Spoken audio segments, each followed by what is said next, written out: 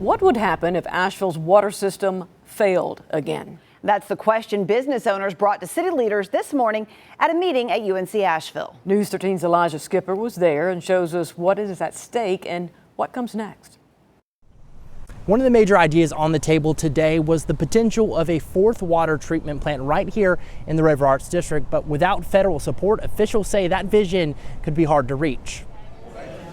Okay, let's talk about water. Inside this room, behind the coffee cups and name tags, was a question no one wants to think about. What if the water runs out again? The watershed and reservoirs are still extremely vulnerable to any moderate to severe weather events. Business owners press city leaders for answers, Right. Some polite. Do we have an early warning system or something in place? Some pointed. We didn't even find out about that disaster until the reservoirs were drained and people in Candler were doing without water for over a month. City officials didn't hide the truth. Asheville's system is holding on, but just barely. Tropical Storm Chantal that came through the Piedmont area a month or so ago, that is a really, really good example of the kind of weather system that would put our treatment systems at risk.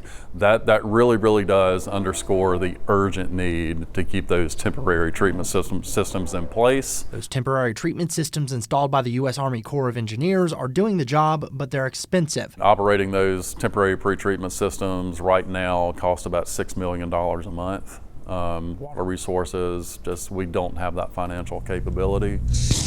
If the funding runs out or another storm hits, Chandler says 80% of the city's system could go offline within hours. Not exactly a confidence boost for business. They say, what's your water infrastructure like? What are your housing costs? And do you have adequate childcare?